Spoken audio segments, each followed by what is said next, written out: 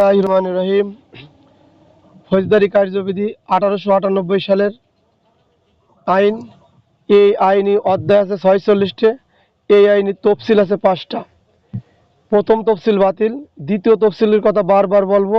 দ্বিতীয় তফসিল আছে দণ্ডবিধির 109 থেকে 565 পর্যন্ত শাস্তির কথা লেখা আছে। ওখানে 8টা কলাম আছে। এই কলামে কখন পুলিশ বিনা পরোয়ানায় গ্রেপ্তার করতে পারে, কোনটা আমলযোগ্য, কোনটা আমলের অযোগ্য, কোন অপরাধের বিচার কোন ম্যাজিস্ট্রেট করতে পারে, কতদিন তার সাজা, বিস্তারিত লেখা আছে। ওইটা আপনাদের আমার পড়ার কিছু নাই, এতটুকু জানলেই হবে। কারণ আমি মাঝে মাঝেই ফৌজদারি কার্যবিধির দ্বিতীয় তফসিল উচ্চারণ করে ফেলাবন। তখন মনে করবেন এই ফৌজদারি কার্যবিধির 565 ধারা শেষের পরে ওই আড়াআড়ি করে যেটা লেখা, ওইটা হলো তফসিল, দ্বিতীয় তফসিল। প্রথম তফসিল বাতিল, দ্বিতীয় তফসিল লাগে। তৃতীয় এবং চতুর্থ তফসিল হলো ম্যাজিস্ট্রেট সংক্রান্ত, ম্যাজিস্ট্রেটের। পঞ্চম তফসিল হলো ফোরাম, বিভিন্ন ফোরাম, যে কোন ফোরাম কোনটা দিয়ে লিখতে হয়।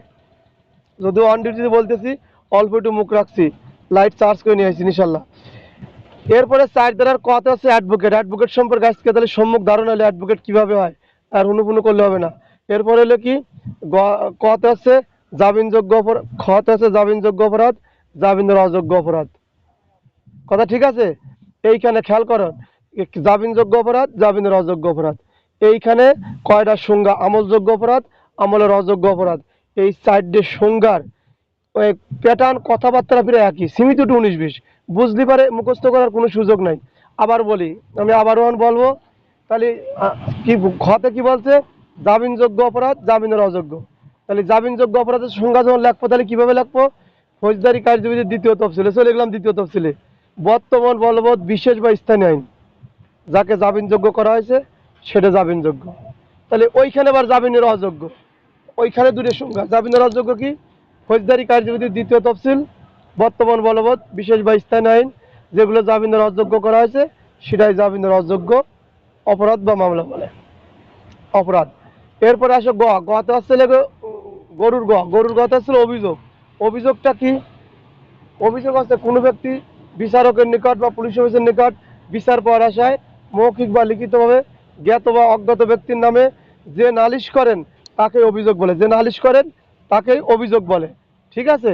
যখন অভিযোগ লেখবা তখন নালিশ ভিতরে ঢুকাবা, যখন নালিশ লেখবা তখন অভিযোগ ভিতরে ঢুকাতে হয়। ঠিক আছে?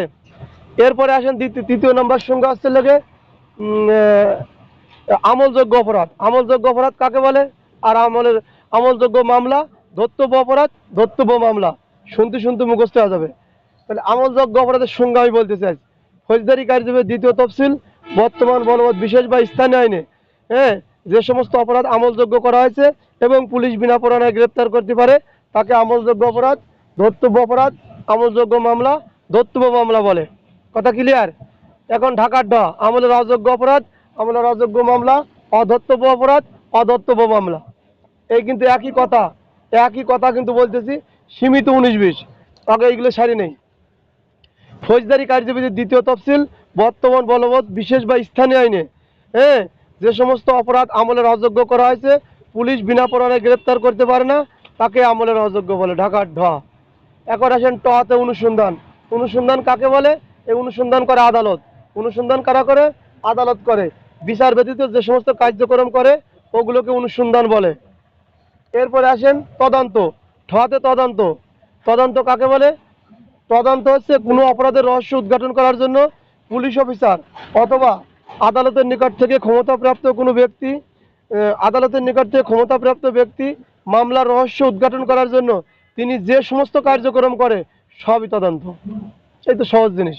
থানার ভারপ্রাপ্ত কর্মকর্তা, কনস্টেবলের উপরে থানার ভারপ্রাপ্ত কর্মকর্তার নিচে এখানে থাকলে এএসআই আর এসআই, আবার ইন্সপেক্টর অপারেশন তদন্ত আছে। তাই ধারাবাহিকভাবে যিনি দায়িত্বে থাকবেন তিনি থানার ভারপ্রাপ্ত কর্মকর্তা। কনস্টেবল যদি থাকে মনে রাখবেন, ওই আমরা পড়ি মাঝে মাঝে গাইডি, কনস্টেবল কখনো থানার ভারপ্রাপ্ত কর্মকর্তা না, তিনি থানার দায়িত্বে থাকতে পারেন কিন্তু ভারপ্রাপ্ত কর্মকর্তা না। এ খেয়াল করেন, ধারা 5, 5 পড়াবো না, 5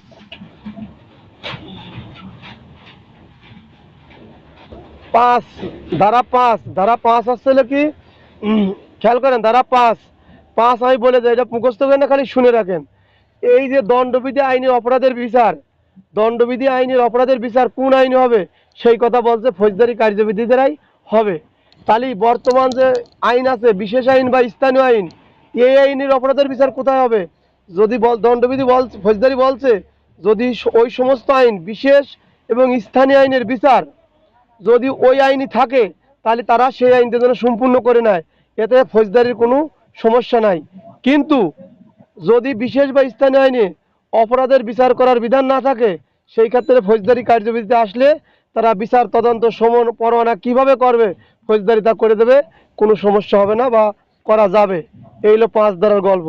ঠিক আছে, গল্পে গল্পে শেখা, মুখস্থ করা যাবে না। বই মুখস্থ করে আইন শিখতে গেলে হবে না, সূচি মুখস্থ করা লাগবে পাই টু পাই। ঠিক আছে, এরপরে চলে আসেন 6 ধারা। খেয়াল করেন আদালত। কেন আজকে সকালে দুপুরের ক্লাস নিলাম, ওই তো আমার দোস্ত মনে করলে কি মনে করি, তাই এই মনে করে নিয়েছিলাম সকালের ক্লাস দুপুরের ক্লাস এই জন্যই। আদালত কত প্রকার? আদালত সুপ্রিম কোর্ট বাদে সুপ্রিম কোর্ট সম্পর্কে বলে নেই। আমাদের বাংলাদেশের সর্বোচ্চ আদালত হলো সুপ্রিম কোর্ট। এই সুপ্রিম কোর্টের 2টি শাখা আছে আমাদের, যেমন এসএফ আর আরসিডি শাখা আছে মেট্রোপলিটনে। তো জেলা পর্যায়ে আছে না ওয়ার আর কি দিন কয় ওয়ার আর আছে লেগে এসএফ।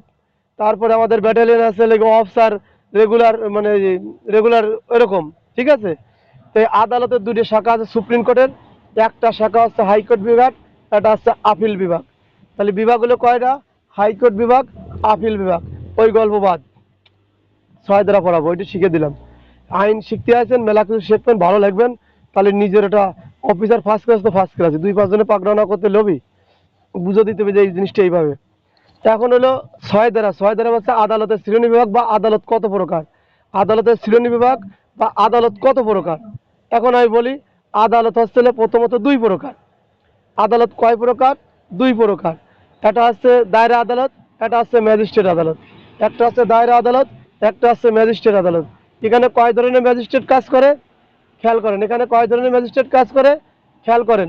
1 নম্বর মনে রাখবেন, chief metropolitan magistrate, chief metropolitan magistrate oblique chief বিচারিক ম্যাজিস্ট্রেট, চিফ বিচারিক magistrate, chief metropolitan magistrate, chief বিচারিক ম্যাজিস্ট্রেট একটাই।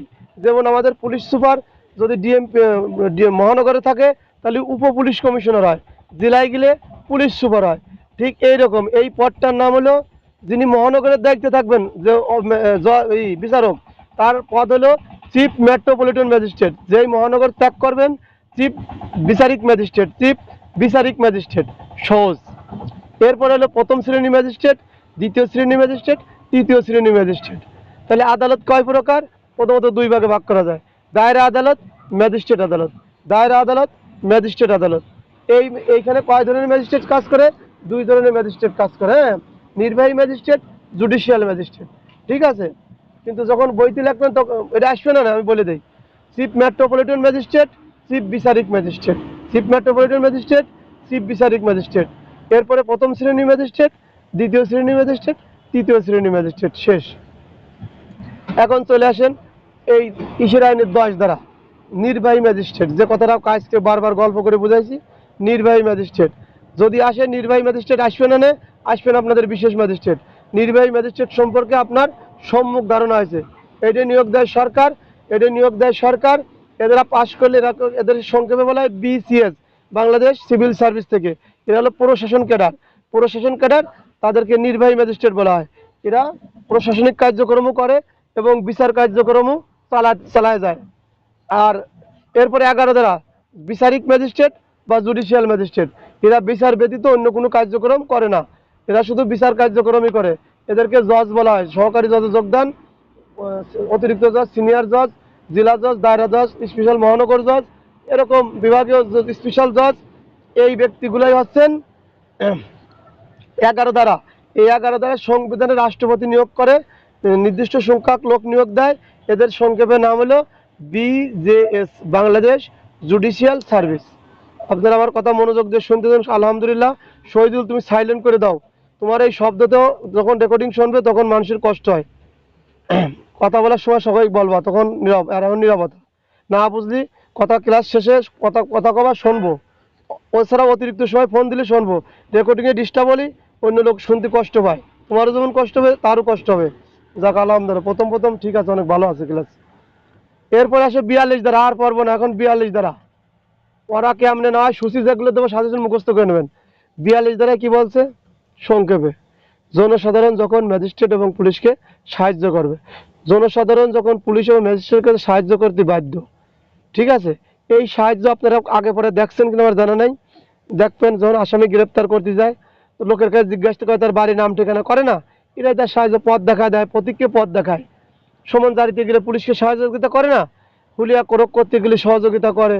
এছাড়াও যখন মিছিল মিটিং হয়, মিছিল মিটিং হয় তখন পুলিশের সাথে পাবলিকের অবস্থান থাকে, পাবলিক বা আমাদের পুলিশ অফিসার ওকে তলব করে, আসেন এই রাষ্ট্রের বড় ধরনের ক্ষতি হচ্ছে, অনেক ধরনের ক্ষয়ক্ষতি করতে পারে, ওইরা সমাবেশ ডাকছে, মিছিল মিটিং করবে, তখন এই জনগণের কাছে সাহায্য চায়। যারা এই পুলিশের সাথে কাজ করে পেপার পত্রিকায় যাই দেখেন, ওরা না জানে, আইন সম্পর্কে জানে না বলে বলে, কিন্তু এই সরকার ডাকার কারণেই বলছে তারা সহযোগিতার জন্য ডাকা হয়েছে। কারণ রেল খাল কলকারখানা ধ্বংস হতে পারে, এই কাজ শুধু পুলিশ করে না, এটা ম্যাজিস্ট্রেটও করতে পারে। এটা কিটা করে, ম্যাজিস্ট্রেটও করে, এটা ম্যাজিস্ট্রেট করে। ম্যাজিস্ট্রেট যখন তার খাল খাল রেল কলকারখানা ধ্বংস হয়ে যাবে তখন উনি জনগণের কাছে সাহায্য চাবে, আপনারা এগুলো হেল্প করেন। কারণ পুলিশের সাথে কিন্তু ওনারও ডিউটি থাকে। অনেক জায়গায় এই যখন বড় বড় অভিযানে যান দেখবেন, বা উচ্ছেদ অভিযানে গেলেও ওনাদের অবস্থান থাকে সক্রিয়। এছাড়া এই সহযোগিতা, এই যে সহযোগিতা, এই সহযোগিতা বেশি পেঁচাপেচি করবেন না, বেশি পেঁচাপেচি করে ম্যাজিস্ট্রেটও কিন্তু গ্রেপ্তার করে, যা আমরা 64 এবং 65 দ্বারা পাবো। আপনাদের পড়া লাগবে না, পড়বো না, তো একটু বললাম ভাই, ঠিক আছে, কথাটা বলে দিলাম। তাহলে উনরাও গ্রেপ্তার করেন 64 এবং 65 ধারায়। আর এইখানে তাহলে সহযোগিতা, পুলিশ কি করলো গ্রেপ্তারের জন্য বা ওই তল্লাশি বিভিন্ন কার্যক্রমে পুলিশ সহযোগিতা আছে, আশায় পালান প্রতিরোধ। আপনাদের এমসিকিউ নাই বলে আমার ওই ভিতরে যাওয়ার দরকার নেই। এই সমস্ত কাজ, তারপরে খাল রেল কলকারখানা ধ্বংসের জন্য এই লেখাগুলো কিভাবে লিখবেন এর প্রশ্ন করব, ধারাবাহিকভাবে উত্তর করবেন। এই রুটিন দেওয়ার সাথে সাথে 3 থেকে 4টে করে প্রশ্ন লেখাবো, গ্রুপই দেবেন, যারা দেখছেন আমি বলবো একটু ক্লাস শেষে। এরপরে আর 43 আর 44 পড়বো না, 43 44 বাদ 45। 45 যারা বলছে গ্রাম প্রধান, হিসাব রক্ষক, জমির মালিক প্রভৃতি ব্যক্তি সংবাদ দিতে বাধ্য, প্রভৃতি ব্যক্তি সংবাদ দিতে বাধ্য। কি ধরনের সংবাদ? অপরাধের সংবাদ। এই অপরাধগুলো বিভিন্ন ক্যাটালগে আছে, চুরি হতে পারে, ডাকাতি হতে, বেআইনি সমাবেশ হতে পারে, আপনার বাড়ির পাশে কোনো লোক মারা গেছে বা আপনার জমির উপরে গেছে, তখন আপনি আপনার জমির মালিক, গ্রাম প্রধান হিসাব রক্ষক জমির মালিক, কথাটা বলছে না, জমির মালিক, তখন আপনার গাড়ির উপর বা দায়ভার এসে গেছে, এই সংবাদ আপনাকে আমাকে দেওয়া লাগবে, ঠিক আছে। আপনি গ্রামের গ্রাম প্রধান বলতে আগে ছিল ইউনিয়ন সংসদ মেম্বার, চেয়ারম্যান, যারা দায়িত্বশীল ব্যক্তি, এরা এই অপরাধের সংবাদ দেবে। কাকে দেবে? পুলিশ অথবা ম্যাজিস্ট্রেটকে দেবে। কার নিকট আগে দেবে? যিনি ওই সংবাদ যিনি দেবেন তিনি যার নিকট মনে করেন, যাকে ভালো মনে করেন তাকে দেবেন। এই কোন কোন ব্যক্তির দেবে?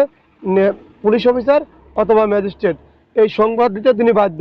যদি সংবাদ না দেয় তাহলে তার শাস্তি আছে। শাস্তি এখনই বলে দেই, শাস্তি এখনই বলি। এখন আসেন, ওই পুলিশ অফিসারকে যখন সহযোগিতা না করলো, পুলিশ অফিসারকে যখন 42 ধারায় সহযোগিতা না করে পুলিশ সাহায্য দাবি করলো, তখন তার শাস্তি কত?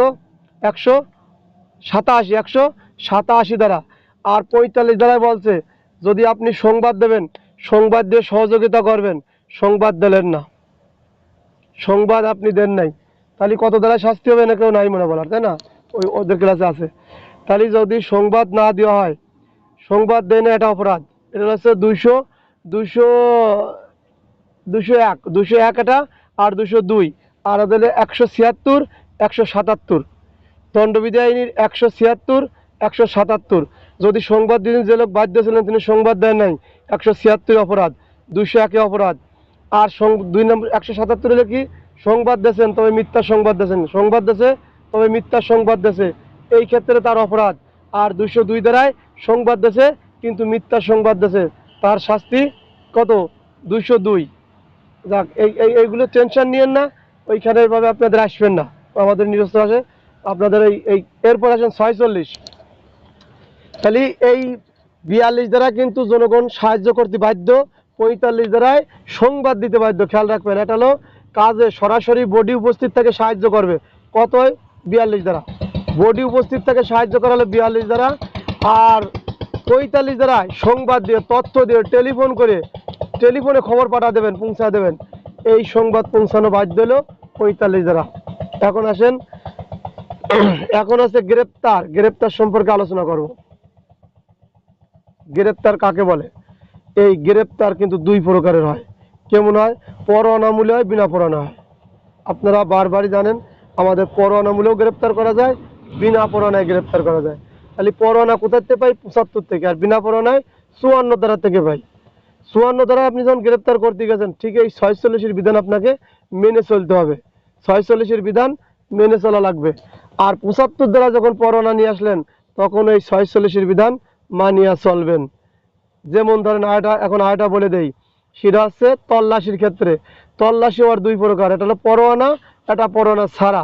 আপনি পরোয়ানা নিয়েই তল্লাশি করেন আর পরোয়ানা ছাড়াই তল্লাশি করেন। তল্লাশির বিধান হলো ১০২, ১০৩, পুলিশ প্রবিধানের ২৮০ বিধি অনুসরণ করে করা লাগে। ঠিক আছে, এগুলো খেয়াল করবেন, এগুলো সহজ জিনিস। তাহলে কেন বললাম আপনাকে সহজ করে অল্প দিন সহজতর করার জন্য আমার এই আয়োজন। তাহলে আজকে জানলেন বা আরও জানবেন যে এই গ্রেপ্তারি করার সময় আগে তো গ্রেপ্তার ডাইরেক্ট পলি পড়ানো যায়, কিন্তু খেয়াল রাখেন আপনি পরোয়ানা নিয়ে যান আর বিনা পরোয়ানায় যান, এই গ্রেপ্তার যখন করবেন অবশ্যই ৪৬ ধারার বিধিবিধান মানে চলবেন। ৪৬-এর ১ যখন প্রশ্ন আসে গ্রেপ্তারের পদ্ধতি, তখন কিন্তু ৪৬-এর ১, ২, ৩ করে লিখবেন না, ৪৬ টোটাল মিলে লিখবেন, বলে দেবো দাঁড়ান। তাহলে ৪৬ পিআরবি ৩১৬, ৪৬ পিআরবি ৩১৬ আসেন কীভাবে কার্যক্রম। ১ আছে, যদি আপনি তাকে বললেন, সে মেনে নিল, কথা কাজে মেনে নিল, আইনের হেফাজতে নিলেন, সে গ্রেপ্তার হয়ে গেল। ঠিক আছে।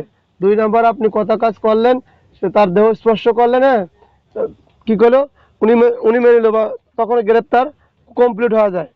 একবার যদি কথা কাজে মেনে নেয়, গ্রেপ্তার কমপ্লিট। এরপরে দেহ স্পর্শ করলেন, তাকে আইনের হেফাজতে নিলেন, তাকে খর্ব করে দিলেন, সে গ্রেপ্তার কমপ্লিট হয়ে গেল, পরোয়ানা হোক আর বিনা পরোয়ানা হোক। এখন ৩ নম্বর, যেটা আমাদের জটিল কঠিল, যদি সেই ব্যক্তি মৃত্যুদণ্ড বা যাবজ্জীবন কারাদণ্ডে দণ্ডিত না হয়, তাহলে তার মৃত্যু ঘটানো যাবে না। এরকম ভাষায় লেখা না, কিন্তু আমরা পড়ো বাংলা।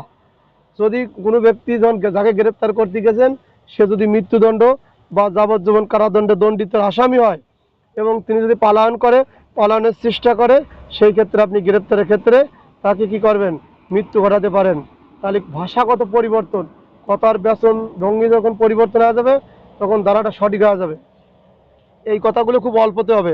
কীরকম? যাকে আপনি গ্রেপ্তার করতে গেছেন, তিনি যদি মৃত্যুদণ্ড বা যাবজ্জীবন কারাদণ্ডে দণ্ডিত আসামি হয়, তিনি যদি পালায়ন করে, পালানোর চেষ্টা করে, বাধার সৃষ্টি করে, সেই ক্ষেত্রে আপনি কি করবেন? তাকে কি করবেন? ওই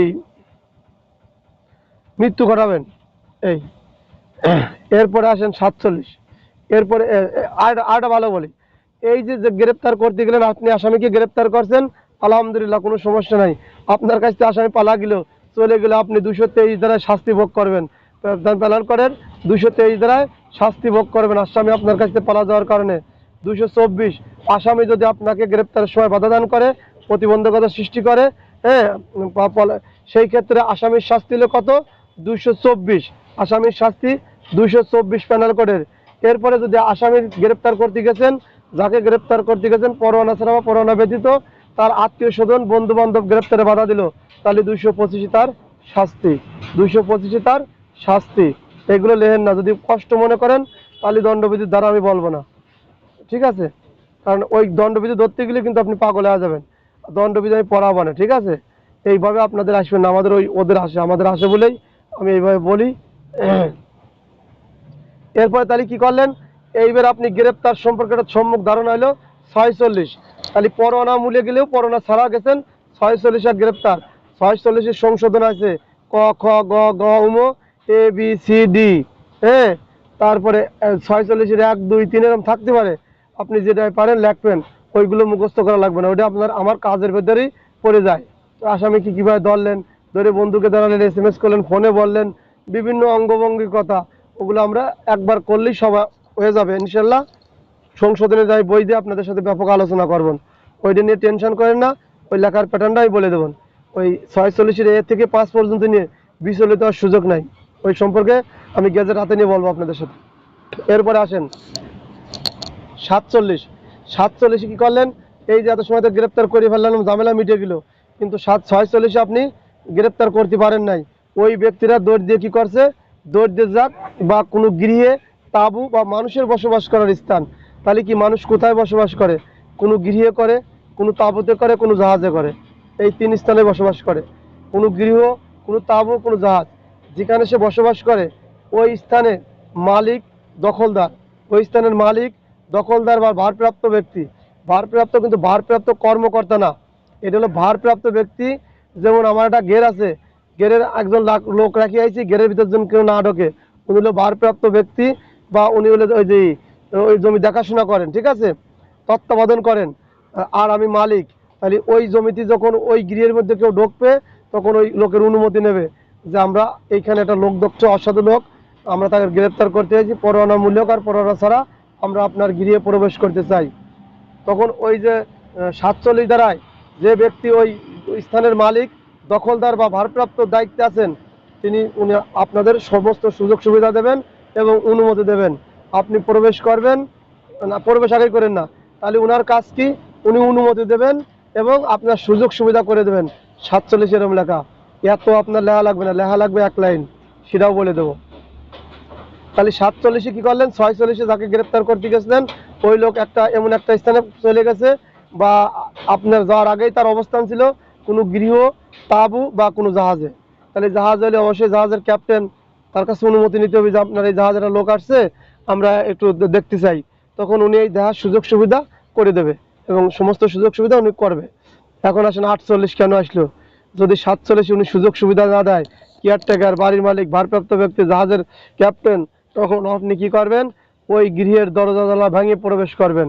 ওই গৃহের দরজা জানালা ভাঙবেন, কি ভাঙবেন না, ওয়াল ভাঙবেন না, বেড়া ছেড়বেন না, ছাদ ফুটো করবেন না, দরজা অথবা জানালা ভাঙবেন। এগুলো এমসিকিউ। তাহলে দরজা জানালা কি করবেন, ভাঙবেন, ভাঙে আপনি ভিতরে প্রবেশ করলেন। এখন ভিতরে প্রবেশ করার সময় ভিতরে যা দেখতে পেলেন অন্দরমহলে কোন একটা নারীর অবস্থান, যে নারী সমাজের রীতিনীতি মেনে চলে, যে নারী সমাজের রীতিনীতি মেনে চলে, পুরুষের সামনে আসে না, ওই নারীকেও আপনি গ্রেপ্তার করতে যান নাই, ওই নারীকেও আপনি গ্রেপ্তার করতে যান নাই, তখন আপনি বলবেন আপনি নির্বিঘ্নে সরে যান, আমরা গ্রেপ্তার করতে আসছি, আপনার কোনো সমস্যা হবে না, আপনি পর্দার সাথে বা আপনার যে ধর্মীয় রীতিনীতি বা সমাজের রীতিনীতি মেনে চলেন, তাকে সরে যেতে দেবেন। এবং সেই নারী যদি অপরাধী হয় তাহলে ওই অপশন কাটা, তাহলে আর সুযোগ নাই, আপনাকে গ্রেপ্তার করতে আইছি। নারী পুলিশ ব্যবহার করবেন না, নারী দ্বারা নারী গ্রেপ্তার করবেন, কারণ পাবলিককে গ্রেপ্তার করতে পারে, তাই না? সামনে পাবেন 59 দ্বারায়। মহিলা পুলিশ করলে আপনি সংখ্যায় কমিয়ে নিয়ে আসলেন, তখন স্যাররা বোঝে যে আপনার মডেল ভেলোসিটির ভিতরে কম আছে অনেকটাই, ঠিক আছে। এরপরে আসেন 48 চলে গেল, 49 আপনি গ্রেপ্তার কাজ করে ফেলাইছেন, বাইরে থেকে আবার দরজা জানালা আটকায় দিল। এই দরজা জানালা যখন আটকায় দিল তখন আপনি আবার ওই ওই গৃহের দরজা জানালা ভেঙে বাইরে হতে পারবেন। গৃহের দরজা জানালা ভেঙে বাইরে হলেন, চলে গেল কত, 47, 48, 49, এটা হলো 49, এটা চলে গেল 49 দ্বারায় দরজা জানালা ভেঙে আপনি উন্মুক্ত হলেন, বাড়া চলে আসলেন। 49 দ্বারা বলছে আপনি যে গ্রেপ্তার করতে গেছিলেন তাতে আপনি 46 কিন্তু গ্রেপ্তার করে ফেলাইছিলেন, আবার এই যে 47, 48 নাটকও করা লাগছে, যদি সেই লোক সরাসরি আত্মসমর্পণ বা গ্রেপ্তার না হয়। এই আপনি রাগে যেতে পারেন, আপনার রাগ আর সমস্যা নাই, আইন আপনাকে খর্ব করছে, আপনি রাগেন আর যাই করেন, ওই আসামি যেই মাপের তাকে গ্রেপ্তারের সময় প্রয়োজনের অধিক নিয়ন্ত্রণ আরোপ করবেন না। যাগুলো চোর পাইছেন পিঠ মুঠে দিয়ে বাইরে 2টি হ্যান্ডকাপ লাগা দিলেন না, ও ওই মাপের আসামি না, ওকে সীমিত পরিসরে আপনি আটকান, যতটুকু নিয়ন্ত্রণ করলেও থাকবে, তাহলে প্রয়োজনের অধিক আপনি নিয়ন্ত্রণ করবেন না ওকে, ঠিক আছে। আসামিকে প্রয়োজনের অধিক নিয়ন্ত্রণ করা যাবে না। এই তো কতগুলো, এইগুলো 50, এই বেরাচ্ছে 51 দেহ তল্লাশি, 51 আছে দেহ তল্লাশি। আমরা যেমন বুঝি, আমরা বেশিরভাগ ছেলে মানুষ পড়ছি, কি ছেলে মানুষ নিশ্চয়ই কোনো গার্লসে পড়ি নাই। হাই স্কুলে কিন্তু গার্লস আছে, কলেজে কিন্তু মহিলা কলেজ আছে, কিন্তু কিছু কলেজ আছে ছেলে মেয়ে উভয়ের অবস্থান। তাহলে এই 52 ধারায় কিন্তু সেরকম, 52 ধারায় দেহ তল্লাশি নারী পুরুষ সবাইকে বোঝানো হয়, কিন্তু যখন নারী তখন চলে গেছে 52। 52 ধারায় কি বলছে, যাকে আপনি গ্রেপ্তার করছেন উক্ত ব্যক্তির দেহ তল্লাশি করবেন, তবে শর্ত আছে, উক্ত ব্যক্তি যাকে আপনি পরোয়ানামূলক গ্রেপ্তার করছেন ওই ব্যক্তি যদি ওই পরোয়ানামূলক জামিনের ব্যবস্থা থাকে তাহলে তার দেহ তল্লাশি করা যাবে না, উনি যে জামিন নিয়ে ফেলায় দেহ তল্লাশি করা যাবে না। 2 নাম্বার, যদি ওই যাকে যার গ্রেপ্তার করছেন তার দেহ তল্লাশি করবেন, সন্দেহ হয়েছে দেহ তল্লাশি করবেন, ঠিক আছে, গ্রেপ্তার করার পরে সন্দেহ না, গ্রেপ্তার করার পরে দেহ তল্লাশি করবেন, উনি ওয়ারেন্টের আসামি কিন্তু জামিন নেওয়ার সুযোগ ছিল, উনি জামিন নেন নাই, অথবা কোনো আদালত থেকে কোনো অনুমতি আনেন নাই যে উন্মুক্ত থাকার কোনো সুযোগ তার নাই, এগুলো দেখাতে না পারলে আপনি গ্রেপ্তার করছেন তো আলহামদুলিল্লাহ, এবং তার দেহ তল্লাশি করতে পারবেন। এখন আসেন, এই যে কথাগুলো বললাম, এখানে কি নারী পুরুষ আলাদা করে বলছি? বলি নাই। বলছে যদি ব্যক্তিরা নারী হয় তাহলে 52 চলে যান। নারীর দেহ তল্লাশি নারীদেরই করা হবে। নারীর দেহ তল্লাশি কিরা করবে? নারী করবে। এখন প্রশ্ন হলো, নারীর যে জামিনের ব্যবস্থা থাকে, এটা হয়তো 52 ধারা লেখা নেই, আছে নাই? 52 ধারা নেই। তাহলে এখন বোঝা গেছে 51 ধারা হলো মূল তল্লাশি, 52 হলো গার্লস কলেজ, বালিকা বিদ্যালয়। এরকম সিস্টেম হয় না? এরকম করে মনে রাখবেন, পড়বেন, বিভিন্ন অঙ্গে ভঙ্গে রঙ্গে ডসে পড়বেন। আর আমার এই কথাগুলো লিখে সূচি আকারে মুখস্থ করবেন। বিজয় সুনিশ্চিত। কষ্ট করেন, 1 বছর করেন বা 3 মাস করেন, ফেল করার কোনো সুযোগ নেই। আমার সাথে লেখা জমা দিলে পারে, আমি সময় পালে আপনাদের সাথে ফোনে গ্রুপে খেলা লেখাগুলো দেখবো, ঠিক আছে? আমি যে প্যাটার্ন দিই ওই প্যাটার্নে লিখবেন, অতিরিক্ত প্যাটার্ন করবেন না। তাহলে হয়তো আমি আশা করি আপনারা 100-র মধ্যেই থাকবেন, আমার বিশ্বাস। এরপরে আসতে লেগে 53 ধারা। 53 ধারা মানে আসার তাও পড়াই, 53 ধারার সাথে জড়িত আছে। 53 ধারা, এই যে আমরা তো 46তে গ্রেপ্তারের কার্যক্রম করতে করতে যাচ্ছি, এখন যার গ্রেপ্তার করলাম তার দেহের মধ্যে যে আপত্তিকর অস্ত্র শস্ত্র থাকে, তাহলে তার সরা ফেলতে হবে না? সরা ফেলতে হবে। ওই ব্যক্তির নামে যদি মামলা টামলা রুজু হয়, যে আদালতে ওনার মামলা রুজু হবে, ওই ব্যক্তি যে আদালতে যাবে, ওই আলামত বস্তু ওই আদালতেই প্রেরণ হবে, ঠিক আছে?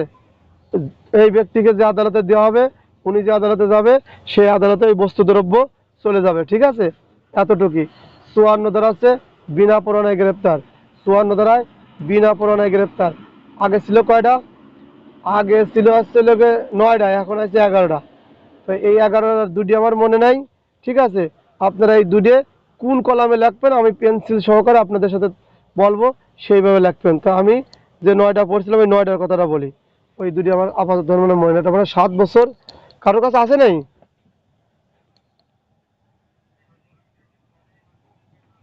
যাক, এই যে এবার জুয়া আইন, জুয়া প্রতিরোধ আইন আসছে, জুয়া আইন বাতিল হয়ে গেছে। তাই এগুলো বারবার তার বই কেনা যায় না, গেজেট পাইছি। এর গেজেটটা আমার কাছে নাই, তাইলে বলতে পারতাম। এখন আসেন, এই যে বিনা পরোয়ানায় গ্রেপ্তার, বিনা পরোয়ানায় গ্রেপ্তার কখন কেন করবেন? আগের দুটো বলতে পারলাম না, আমরা পুরাতনগুলোই বলতেছি। এই 1 নাম্বার আছে, যদি কোনো ব্যক্তি আমলযোগ্য অপরাধ করে। এই যে আমলযোগ্য অপরাধ আমি বলে ফেলালাম, কোথায় পাবেন, কি ধরনের অপরাধ? ওই সংজ্ঞা পড়াইছি। আমলযোগ্য অপরাধ করে, আমলযোগ্য অপরাধ করার সংবাদ পাওয়া যায়, বা আমলযোগ্য অপরাধ করছেন বলে সন্দেহ হয়, অথবা পূর্বে তার নামে আমলযোগ্য অপরাধের মামলা ছিল, এই রকম কিছু হলেই আপনি তাকে বিনা পরোয়ানায় গ্রেপ্তার করে ফেলাবেন। সহজ না? এরপর 2 নাম্বার কি করছে? 2 নাম্বার বলছে, যার কাছে ওই চুরির মালামাল, সম্ভবত মানে চুরির মালামাল পাওয়া যাচ্ছে, এবং তিনি এই মালামালের সঠিক কোনো তথ্য বিবরণ দিতে পারতেছে না, ওই ব্যক্তিকে বিনা পরোয়ানায় গ্রেপ্তার করা যাবে। 3 নাম্বার আছে, যদি সরকার কর্তৃক ঘোষিত ব্যক্তি, সরকার অনেক সময় ঘোষণা করে দেয় যে অমুকরে ধরে ফেলা দাও, ঠিক আছে, ঘোষণা করে, ওই ব্যক্তিকে এই পুলিশ অফিসার যে কোনো সময় বিনা পরোয়ানায় গ্রেপ্তার করছে। আগেকার 3। আর 4 কি বলছে? যার কাছে ঘর ভাঙার যন্ত্রপাতি আছে, এই যন্ত্রপাতি সম্পর্কে উনি সুষ্ঠু কোনো জবাব দিতে পারে না। দেখেন, আমি কিন্তু খুব ছোট করে করছি, আরো ছোট করে বলবো, শিখাই দেবো, যদি সবগুলোই ক্লাস রেকর্ডিং হবে। তাহলে ঘর ভাঙার যন্ত্রপাতি পাওয়া গেছে, ইন করা মানুষ, ভদ্রলোক মানুষ, সে কি আসলে ডেইলি কাজ করে নাকি? ওই ঘর ভাঙার যন্ত্রপাতি মানে স্বর্ণের দোকান চুরি করতে পারে, অন্য দোকান চুরি করে সঠিক তথ্য দিতে পারতেছে না, তাহলে পুলিশ অফিসার ওকে বিনা পরোয়ানায় গ্রেপ্তার করবে। এখন আসেন 5 আসলে পুলিশ, পুলিশ অফিসার কাজে বাধা দান করা বা হেফাজত থেকে পালানোর চেষ্টা করলে ওই পুলিশ অফিসার তাকে বিনা পরোয়ানায় গ্রেপ্তার করবে। নাম্বার 6, 54-6 কি বলছে? 54-6 বলছে, সেনা নৌ এবং বিমান বাহিনী, সেনা নৌ এবং বিমান বাহিনী কর্তৃক যদি কোনো ব্যক্তি কি হয়, কোনো পালন করে, যদি পুলিশ অফিসার সন্দেহ হয়, তাহলে পুলিশ অফিসার তাকে বিনা পরোয়ানায় গ্রেপ্তার করবে। 7 7 আসতে মনে হয় বিদেশে যদি কোনো অপরাধ করে, বিদেশে যদি কোনো অপরাধ করে, কারো কাছে আছে নাকি বই?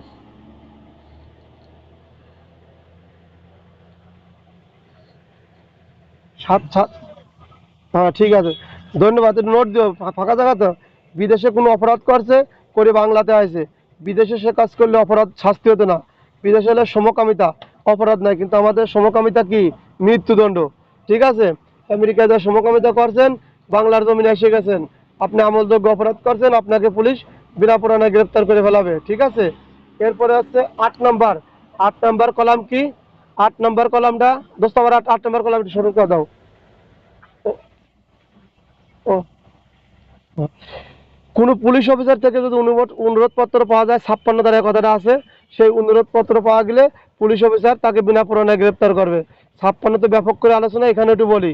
পুলিশ অফিসার যদি তার অধীনস্থকে গ্রেপ্তারের নির্দেশ দেয়, উনি একটা গ্রেপ্তারের জন্য কি করবেন, একটা আদেশ লিখে দেবেন এবং কি কারণে গ্রেপ্তার করতে যাচ্ছেন সেই কথাটাও লিখে দেবে। এই কথাটা আপনি যারা গ্রেপ্তার করতে যাবেন তখন তাকে দেখাবেন এবং গ্রেপ্তারের কারণ সম্পর্কে তাকে অবগত করবেন, তাকে নিয়ে আসবেন। এটা 56 ধারাতেও আছে। এরপরে আসে লেগে 9 54 54 আছে ফৌজদারি কার্যবিধি আইন 565-3, ফৌজদারি কার্যবিধি আইন 565-3 ধারায় যদি কোনো ব্যক্তি জামিনে মুক্ত থাকে বা দণ্ড শেষ করার পরে অবস্থান করে, যে তিনি স্থান ত্যাগ করে, তার জন্য কিছু কিছু আইন জারি করে দেওয়া হয়। এই আমাদের দেশে কিন্তু জেল প্যারেড হওয়ানো আছে। আমি আগে পিআরবি পড়তাম, মনে করতাম জেল প্যারেড মনে হয় এটা আন্দাজে লেখা, প্রতিনিয়তই জেল প্যারেড হয়, মাঝে মাঝে চিঠি আসে। ঠিক আছে, তাহলে ফৌজদারি কার্যবিধির 565 বিধান যদি কেউ লঙ্ঘন করে তাহলে পুলিশ অফিসার তাকে বিনা পরোয়ানায় গ্রেপ্তার করবে। এই বিনা পরোয়ানায় গ্রেপ্তার নাম্বার 5। আপনি 17 প্রকারের আইনের কথা লেখলেন, এখন চিন্তা করেন 17টার আইন লিখতে যা আপনার টাইম চলে যাবে। এটা বিশাল কারিশমা। 5 নম্বরে তার 5-এর উপরে 6 দিতে পারে না, 5-এ সর্বোচ্চ 4 দিতে পারে। তো ওইটার জন্য এই আমাদের আপনাদের এই বিধানটা খালি বিনা পরোয়ানায় আপনি 17টা লিখবেন না। যদি বিনা পরোয়ানায় আসে তাহলে 54 লিখলেন, 55 লিখলেন, 56 লিখলেন, 57 লিখলেন, তারপরে হলো 171 লিখলেন, তারপরে 124 লিখলেন। ঠিক আছে, এরপরে পুলিশ আইন দেন, পিআরবি দেন, আলহামদুলিল্লাহ লাগে না, যা আমাদের নিত্য সঙ্গী। কিন্তু দেওয়া শুরু করলেন খেওয়া, জুয়া, বিস্ফোরক, তারপরে যে সাইবার, কৃষি, বিশেষ ক্ষমতা আইন। কে রে ভাই, এর চেয়ে তো অন্য কিছু বললে তো ভালো লাগতো। কথা খুব কম লেখা লাগবে, প্যাটার্ন দেবো, প্যাটার্নে লিখে দেবো ইনশাল্লাহ। ঠিক আছে, এরপরে হলো গিয়ে এ পড়াগুলো কি কারোর পছন্দ হচ্ছে নাকি? এই পড়াগুলো আমি আঁকা দেবো সামনে, যখন আমার দুপুরবেলা ক্লাস দেবো সারা নাইট, তখন বলবে এইটুকু অংশে দাগ দেন। ওই দাগ যখন বই বাই করবা তখন ওইটুকু অংশ খেয়ে লিখে দিয়ে আসবা। এই যে বিনা পড়ানোর যে ব্যাখ্যা করলে তো লেখা যাবে, ওখানে যা আছে তো লেখা যাবে। তাহলে কি লিখতে হবে, এক লাইনের হেডলাইন আবার বলি 54-1। তখন 54 ক্ষেত্রে যখন লেখবো পুরাতনটা, 1 নম্বর হলো কি, যদি আমলযোগ্য অপরাধ করে বিনা পরোয়ানায় তাহলে 4 ডেট টাকার 3টে বাদ, আমলযোগ্য অপরাধ করলে বা তখন। 2 নম্বর কি, যিনি চুরি করার সরঞ্জাম পাওয়া গেছে, হ্যাঁ চুরি করছে এরম এরম কিছু তার কাছে পাওয়া গেছে, ওই বস্তু দ্রব্য সঠিক বিবরণ দিতে পারে না, তাহলে চুরি করছে এমন ব্যক্তি সন্দেহ হলে। 3 নম্বর সরকার কর্তৃক ঘোষিত, কয় লাইন হয়, 3টে শব্দ, 4টে শব্দ। এরপরে কত, 4, যার কাছে ঘর ভাঙার যন্ত্র পাওয়া গেছে, মিলে গেল। এরপরে 5, পুলিশের কাছে বাধা। 6, সামরিক বাহিনী থেকে পালান। সঙ্গে বলে না, ওই 1000 লাইন লেখা লাগবে না, স্যার বুঝবেন যে এটা বই দেখছে এতটুকু এবং সুন্দরকে ধারা মারা লেখা আছে, প্যাটার্ন এই পাস, এইভাবে লিখতে হবে। এরপরে আসেন 55 ধারা। 55 ধারা লেগে ভবঘুরে সন্দেহজনক ব্যক্তি বা অভ্যাসগত অপরাধী, এই ব্যক্তিকে থানার ভারপ্রাপ্ত কর্মকর্তা বিনা পরোয়ানায় গ্রেপ্তার করে। কেন বিনা পরোয়ানায় গ্রেপ্তার করে? 1 নম্বর, ভবঘুরে সন্দেহজনক ব্যক্তি থানা এলাকায় ঘরে, ওর যে আয়ের উৎস, কর্মের উৎস, কি করে খায় না, প্রথম হচ্ছে লাগে ওই ভবঘুরে সন্দেহজনক ব্যক্তি ঘুরতেছে, ও হয়তো কোনো অপরাধ করবে বা করার সম্ভাবনা আছে, অথবা করিয়ে অন্য জায়গাতে এইখানে আসছে, ওকে বিনা পরোয়ানায় গ্রেপ্তার করবে থানার ভারপ্রাপ্ত কর্মকর্তা। 2 কি বলছে, এই লেখার সময় কিন্তু 1 2 কে লিখতে না, টোটাল মিলে লিখতে হয়। ঠিক আছে, তাহলে পড়ার জন্য বলতে, বোঝার জন্য। 2 কি বলছে, যে ব্যক্তি যে এই থানা এলাকায় আছে, একে জিজ্ঞাসা করতে আপনি কোথায় খান, কোথায় পড়েন, ও সঠিক কোনো তথ্য দিতে পারে না, এই সম্পর্কে ও কোনো সঠিক সন্তোষজনক জবাব দিতে পারে না, তখন থানার ভারপ্রাপ্ত কর্মকর্তা তাকে বিনা পরোয়ানায় গ্রেপ্তার করছে। এরপরে কি করছে, এরপরে আসছে লেগে তিনি যে আগে চুরির মামলায় অপরাধ দণ্ডিত ছিলেন, জেল জরিমানা খাটছেন, অসৎ চরিত্রের লোক, এই এই ক্লাসের লোকও, তাই ওকে আবার বিনা পরোয়ানায় গ্রেপ্তার করছে। কথা ঠিক আছে, এটা হলো 55।